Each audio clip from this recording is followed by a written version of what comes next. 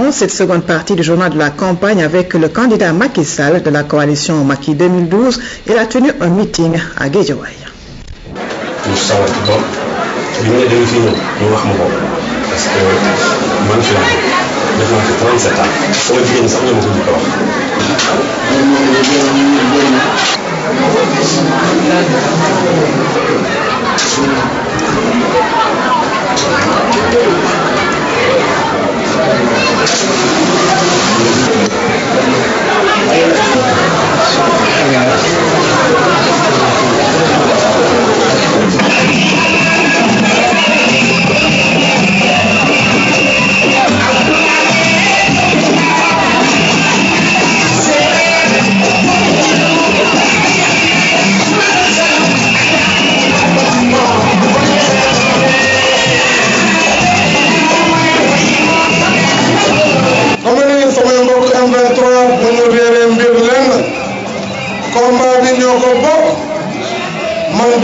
adversaire,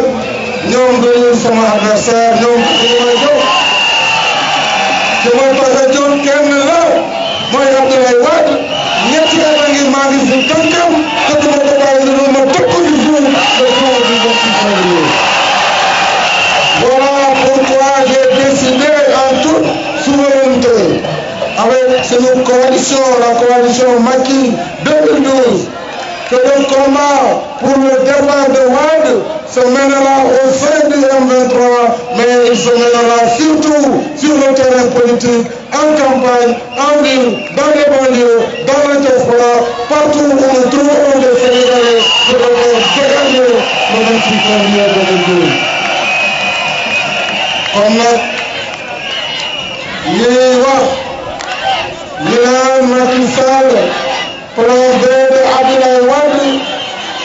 waxu ko daanu si sareet dañuy wax parce que ku ma xam dina xam ne man bokkuma si njuut njaaj bokkuma ci luy ramaan bokkuma ci loo xamante ne baara yëgore mosuma ko def sama àdduna te du tey ma tàmbali baara yëgore maintenant nag léegi dafa leer élection yi commencé na campagne bi tàmbali na ku bëggul dem ci xeex na kooku sa affaire la waaye bu ma kenn accusé de quoi que ce soit je suis resté fidèle à mes options et à mes principes. Je reste plus que déterminé pour le retrait de la candidature de Wade, mais plus que le retrait, je reste déterminé pour son départ et ce départ passera sur le plan par les yeux.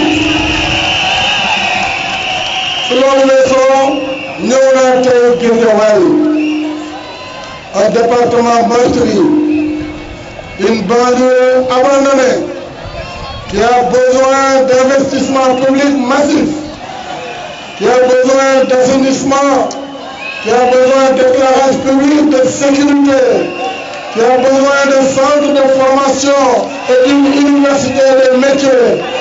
Guédiawaye comme Pikine connaîtront un développement fulgurant qui vont confier les destinées du Sénégal au soir du 26 février 2012. Je travaillerai à donner à la jeunesse des banlieues un avenir meilleur grâce justement aux politiques d'investissement public dans les domaines que je viens d'évoquer. La banlieue a besoin d'infrastructures sociales, elle a besoin d'hôpitaux, elle a besoin d'une grande université, elle a besoin de lycées, elle a besoin surtout de financement pour ses braves femmes, elle a besoin en un mot d'une perspective pour devenir une ville et avec moi, ce sera zéro bidonville à partir de 2012-2013. Li moo tax yaakaar naa ni Guédiawaye a déjà choisi et Guédiawaye fera la différence. Je puis vous dire que je m'engagerai avec toutes mes forces pour faire de Guédiawaye, de Pikine et de Rufisque des villes où il fera bon vivre, des villes où les inondations constitueront un vieux souvenir. Nous allons restructurer les quartiers.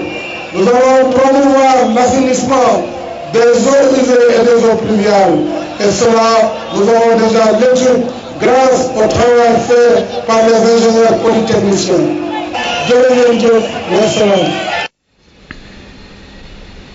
Après Macky Sall, c'est le candidat Cheikh Tidiane Gadio du mouvement citoyen le Jotna, soutenu par la coalition Gadio Président qui s'adresse aux Sénégalais. C'était au cours d'une réunion des leaders des coalitions du M23.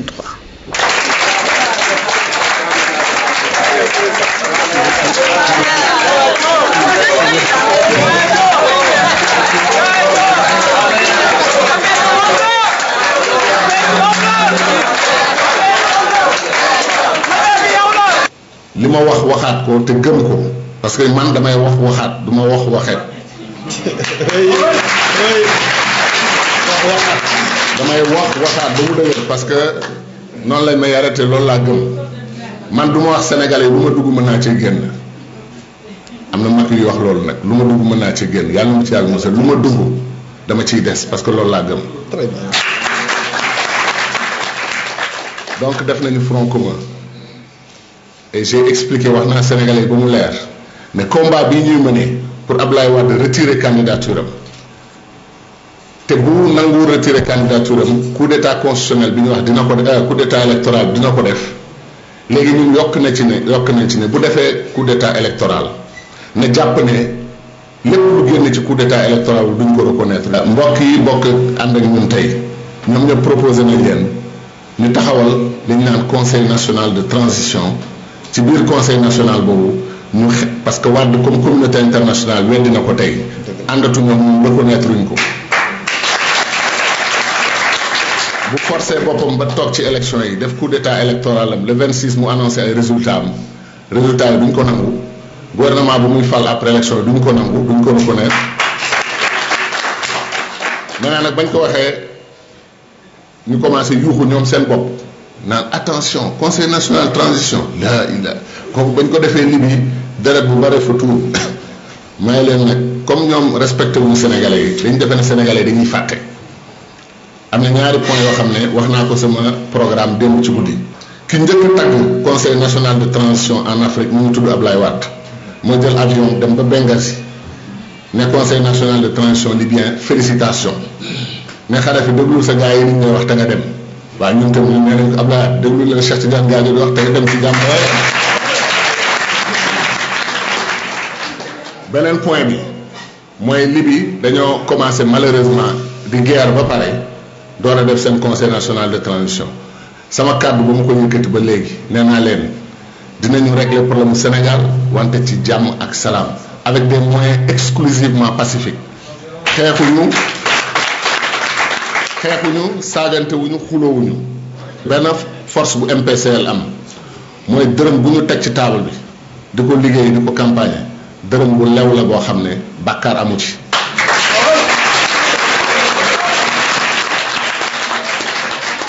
waxoon naa ko gars yi ba mu leer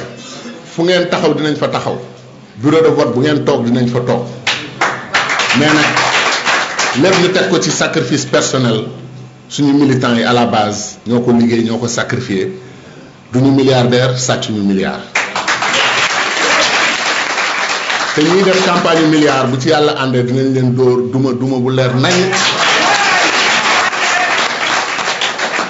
2007 bañ fiy jëlee Abdou Diouf dañ newoon budget Abdou Diouf Tanor xaw ma yore na 7 milliards de budget opposition bi 20 millions CFA yu mot amu ko woon ñuy taali oto di wut essence di def ay marche bleue marche verte ak yu chocolat yu kenn xamul ba ñu gagné Abdou Diouf léegi yéen détermination bi ngeen am ak li ngeen defagum pour parti bi te kenn joxu leen moyen boole ci ngeen am le meilleur programme am nag le meilleur candidat bu wóor leen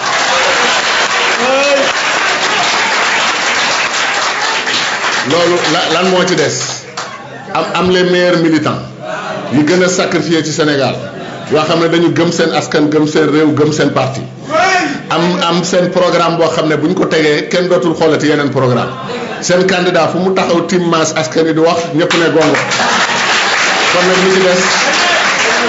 ci des mooy gagné rek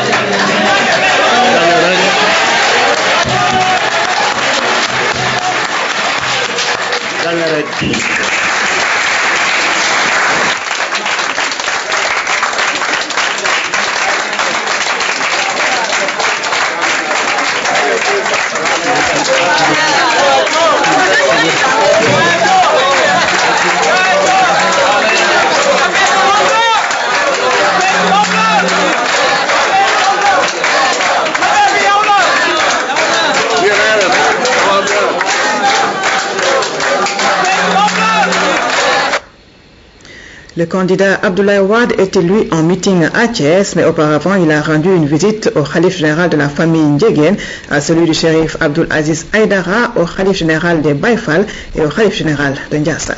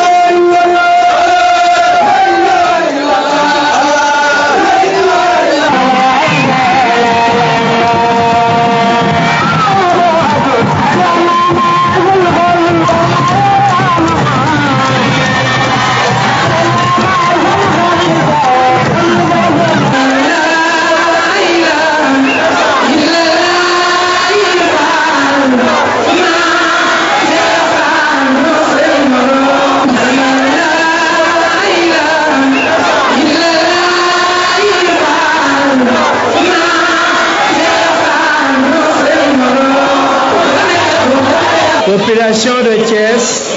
en entrant sur cette place remplie de monde, des dizaines, voire des centaines de milliers de Sénégalais, de Thiessois, je me suis dit, j'ai retrouvé ma jeunesse de Thiès.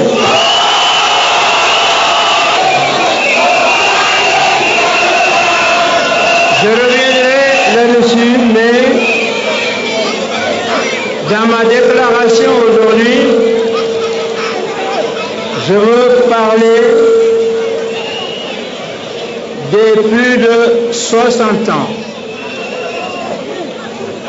Les plus de 60 ans comprennent deux catégories. Ceux qui ont droit à la sécurité sociale et les autres du secteur informel, ou encore les paysans, ou encore les chômeurs. J'ai élaboré un programme que j'appelle le minimum de revenus pour les personnes âgées de plus de 60 ans qui ne sont pas à la sécurité sociale. J'ai pris le revenu qui est égal au seuil de pauvreté. Il fait à peu près 10 200 francs par mois. Et j'ai fait un programme. Si je l'applique, toutes les personnes âgées de plus de 60 ans et qui ne sont pas à la sécurité sociale ou affiliées à une autre caisse bénéficieront d'une allocation mensuelle de 10 200 francs CFA. Cela est valable aussi pour les paysans, pour Baykati. Ce que je vous dis là, ce n'est pas un conte de fait. Il existe dans certains pays. Il existe au Brésil, il existe en Argentine, il existe au Botswana, au Lesotho, quelques pays anglophones. On me dira combien ça fait et où est-ce que vous allez trouver l'argent. Si je fais cette opération pour l'ensemble des personnes âgées de 60 ans ou plus, cela correspondra à 1%,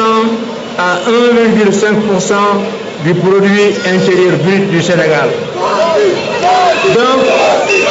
il suffit de mettre en place un mécanisme de transfert, il suffit de mettre en place un mécanisme de transfert pour créer une nouvelle caisse au profit des personnes âgées.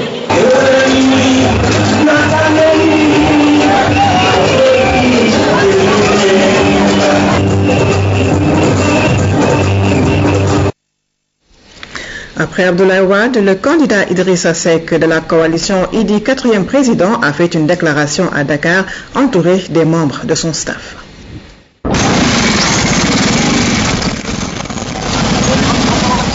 Ma présence ici aujourd'hui au procès de Thierno Bocoum, qui est le responsable national des jeunesses de notre coalition et de Rewmi, est simplement une présence de témoignage de la poursuite de notre combat contre toutes les formes d'agression que le pouvoir organise, toutes les formes de violation des libertés fondamentales et la volonté d'étouffer le peuple dans ses revendications contre ces violations de nos lois, contre les violations de notre Constitution. Vous savez, c'est une très longue série d'agressions que le pouvoir a organisées dans toutes les directions. Vous vous souvenez de l'assassinat de Malick Ba de Sangalkam dans le cadre d'une lutte normale contre cette énorme violation du suffrage des citoyens par l'installation des délégations spéciales. Vous avez vu des organisations de nervis s'attaquer à des institutions municipales comme la mairie de Barthélémy Diaz.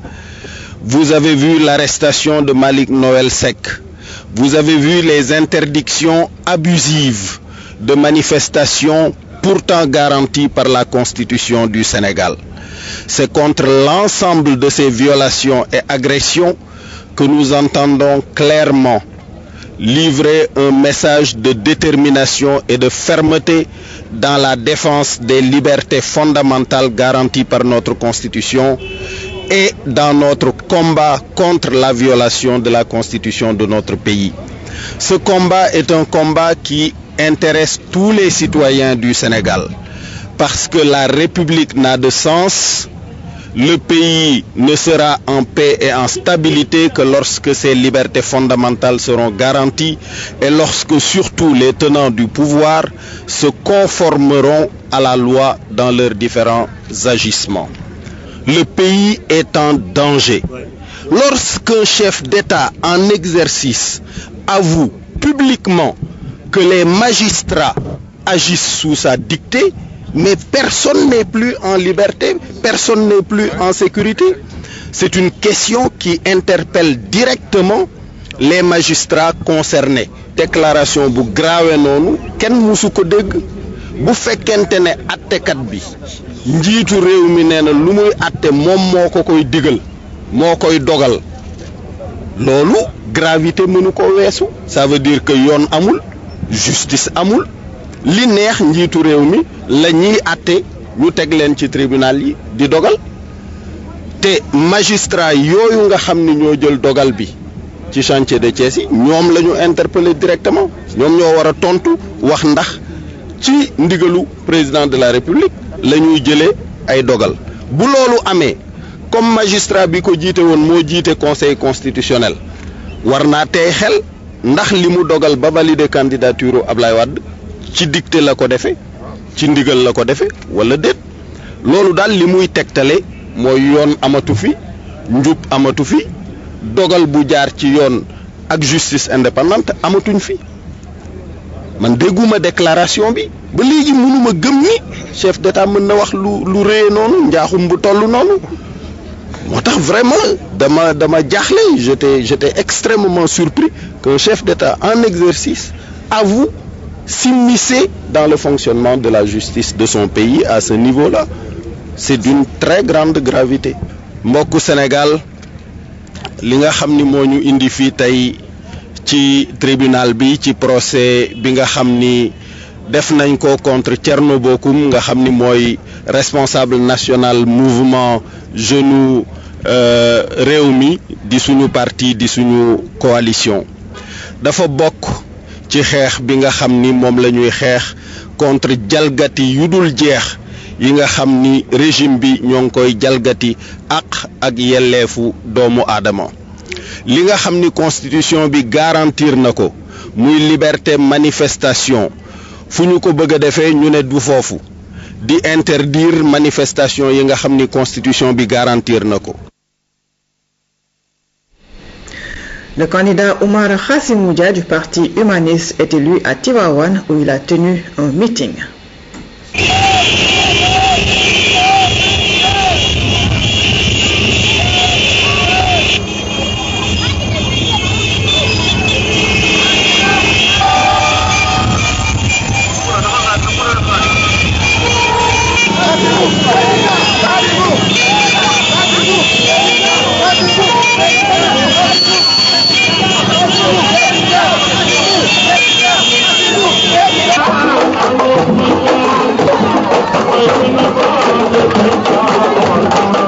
mbokki Tivaouane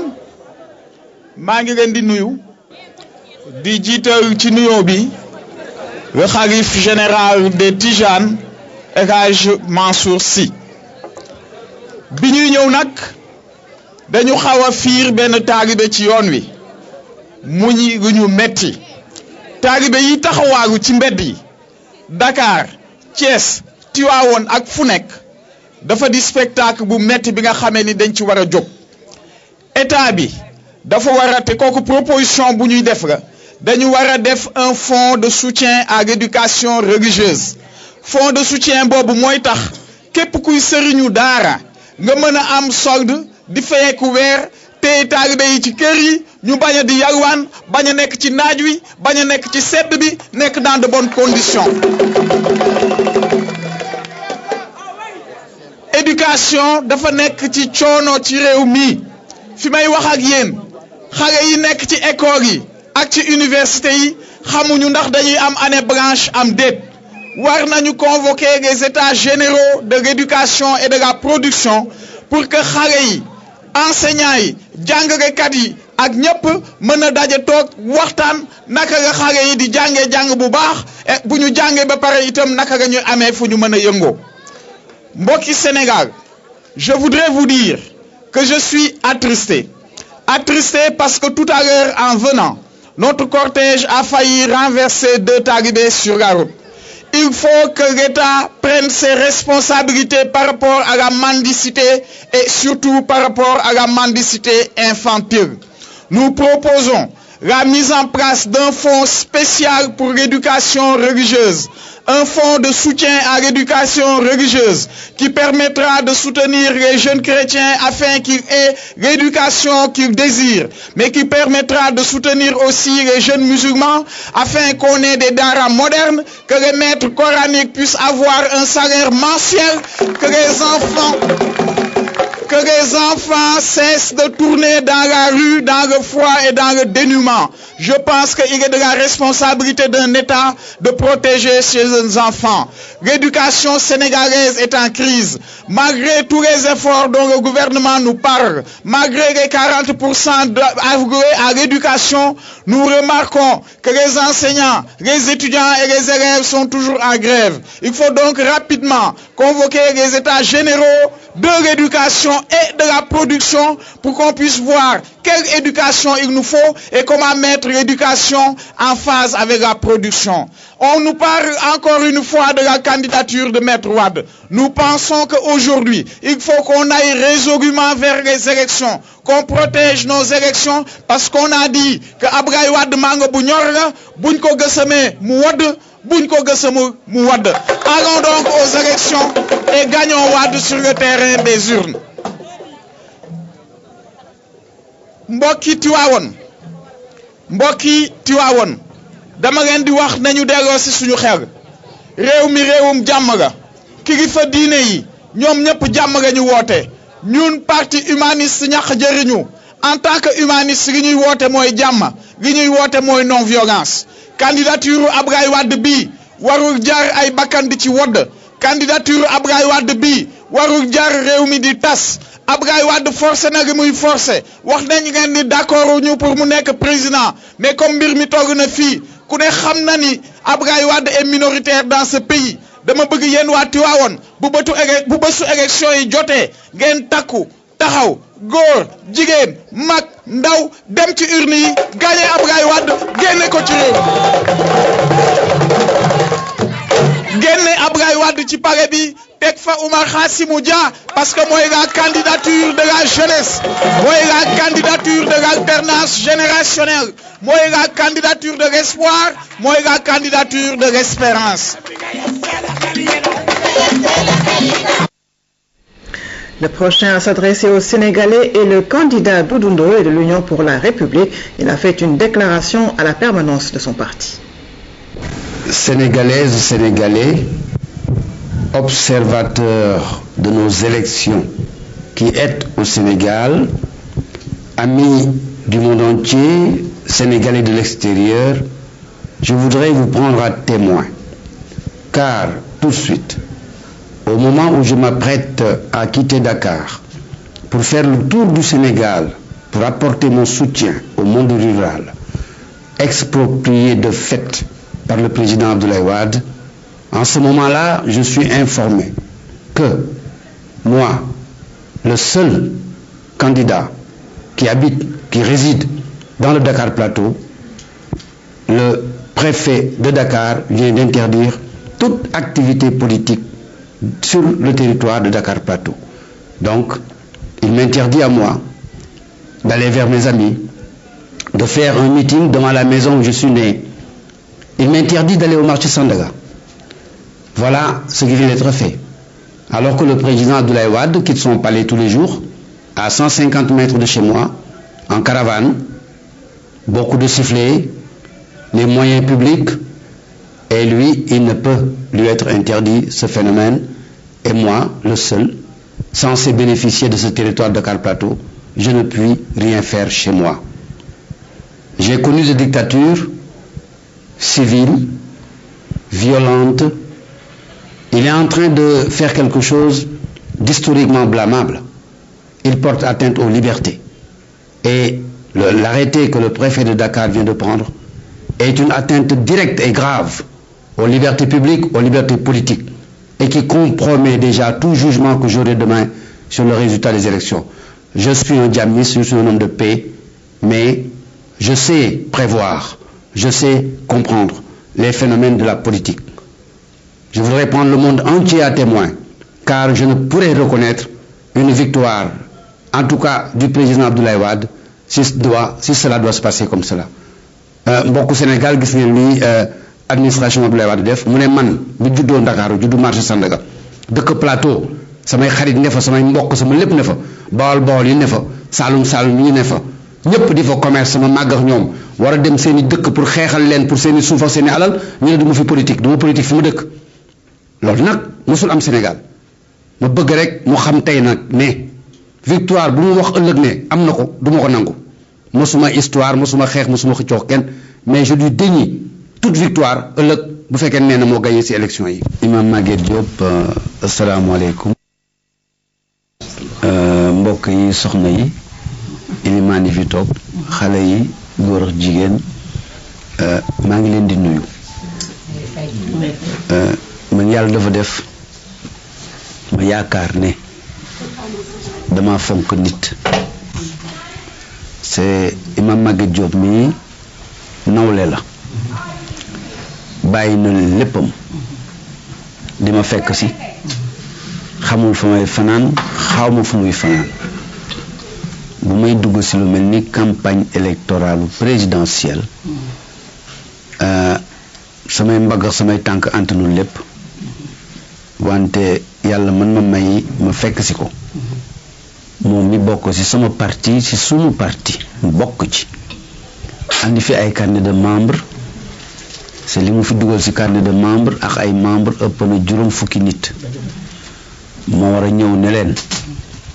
li ngeen nangu bokk ak man kër gi yëg naa ko gis naa ko fonk nit nag moo tax jëkkewuma ci Sénégal nekk ci mbedd mi kuy romb yuuxu topp sama oto fonk nit nag moo tax jëkkewuma ci Sénégal congrès d'investiture mooy jël alal ji nga xam ne Sénégal la ko ñàq mu métti si ñëpp oo ay fukki junni ñaar fukki téeméeri junni nit ñoo xam ne xamuñu la bëgguñu la duñu la wooteel yow tam xamoo leen saaw leen si mbedd bi ñu lay tëggal di la sabarul ba ñibbi nga yàqal lu réew mi rek man fonk nit moo tax jëkkaw ma si loolu sa ñaanuma yàlla yore réew mi noonu bëgg naa nag kenn koo xam ne xam nga ma yéene nga ma ñaan yàlla man ak ku ma jige ak samay ñoñ mu xam la xàmmee la.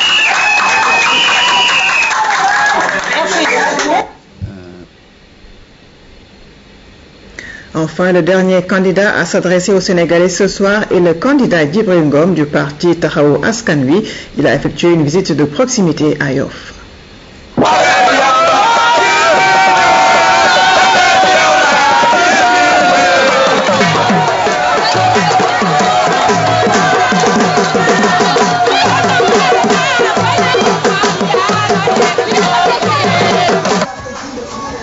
am na lu am solo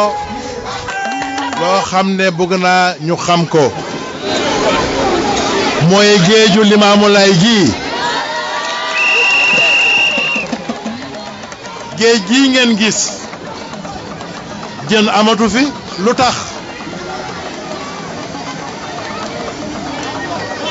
tax jën bareetu fi ba nga xam ne xale yi ak jigéen ñi li ñu daan def mënatuñ ko def jël jën yi jaay ko am si loo xam ne dinañ ko suturalu seen biir kër mënatuñ ko am dama ne Djibril Ngom président de la République du Sénégal loolu dina dakk fii ndax amatul convention bu ñuy signé fii ci Sénégal te du respecter population sénégalaise yi du respecter les femmes sénégalaises te du respecter tam xale yi nga xam ne ñooy dugg fii ci géej gi di napp di daan seen doole. dama ne ëllëg su ma defee loolu ba pare dinaa organiser ba nga xam ne muy jigéen ñi muy xale yi dinañu am financement yi nga xam ne mooy tax ëllëg chômage dëddu leen parce que suñu leen laajee Djibi Ngom mooy kan ngeen ne ko mooy l'homme de l'emploi des jeunes suñu ne leen Djibi Ngom mooy kan ngeen ne mooy ki nga xam ne su ëllëgee jigéen dootul jooy ndax seen groupement yëpp incha allah dinañ am financement suñu leen nee ëllëg mooy kan ngeen ne bande verte bële de nga xam ne dañ leen ëpp doole nangu seeni kër dàq leen dédommagé wu leen ngeen ne Djibril Ngom moom mooy ñëw pour dédommager leen dama ne suñu nee ëllëg suñu leen ji Djibril Ngom ti Yoff mooy kan ngeen ne mooy ki nga xam ne ëllëg suuf suñu masoon nangu ti yéen ma delloo leen ko dama ne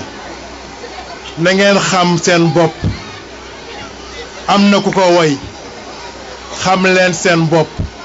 xam ne ëllëg seen solution mooy yéen mooy man mooy ñun da ngeen xam loolu de xam naa ne fii am na problème mu assainissement kooku di sama priorité la bokk te xam naa ni ma koy defee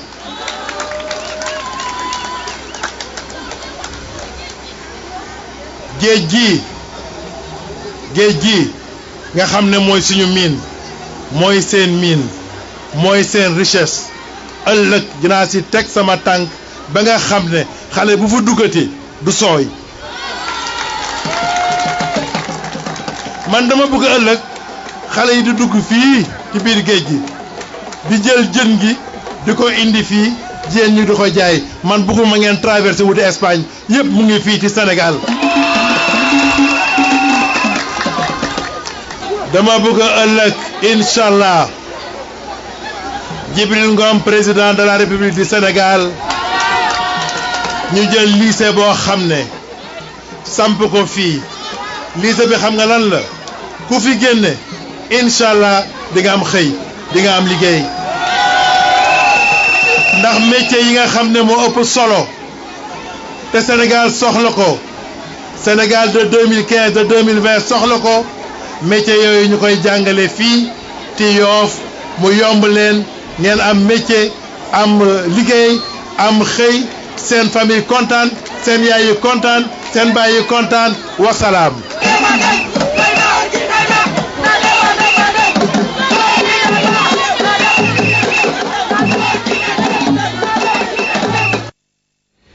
Voilà, c'était le dernier candidat de cette deuxième partie du journal de la campagne. Mais avant de vous quitter, je vous fais lecture de ce communiqué de la RTS.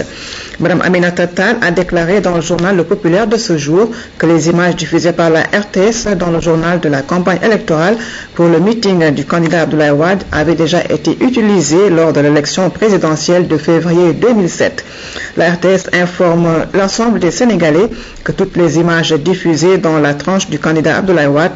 ont été filmés le dimanche 5 février 2012 à Touba et à Mbacké. Il est loisible à tous les mandataires des candidats qui en exprimeront le souhait de visionner la totalité de la cassette contenant les images incriminées par Madame Aminata Tall, mais qui en réalité n'ont relais exclusivement que les manifestations de Touba.